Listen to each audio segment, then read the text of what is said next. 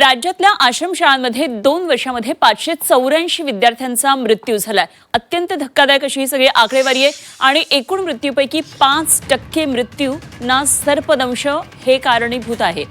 खासगीपेक्षा सरकारी आश्रमशाळांमध्ये अधिक मृत्यू झालेले आहेत आणि गंभीर आजारांनी 273 विद्यार्थ्यांचा बळी घेतलेला आहे। अत्यंत धक्का देणारी ही सगळी माहिती आता समोर येते आणि आश्रमशाळांचं वास्तव आता पुढे आलेलं आहे।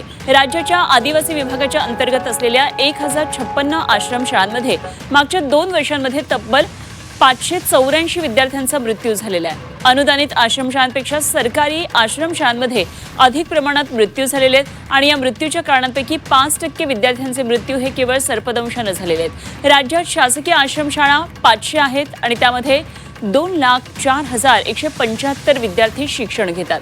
त्यांच्यावर वार्षिक 2,303 कोटी रुपये खर्च होतो, तर अनुदानित आश्रमशाळा 556 आहेत आणि त्यामध्ये 2,61,836 विद्यार्थी शिकतात। त्यांच्यावर प्रतिवर्ष 2,025 कोटी रुपये खर्च केला जातो।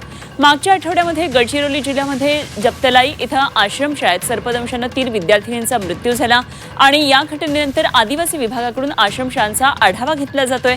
गेल्या 2 वर्षांमध्ये 584 विद्यार्थ्यांचा मृत्यू झाल्याचं यामध्ये समोर आलेलं आहे। शासकीय आश्रमशाळांमध्ये 384 विद्यार्थ्यांचा मृत्यू झालाय, तर 36 विद्यार्थी शाळांच्या आवारामध्ये तर घरी असताना 348 विद्यार्थ्यांचा मृत्यू झालाय।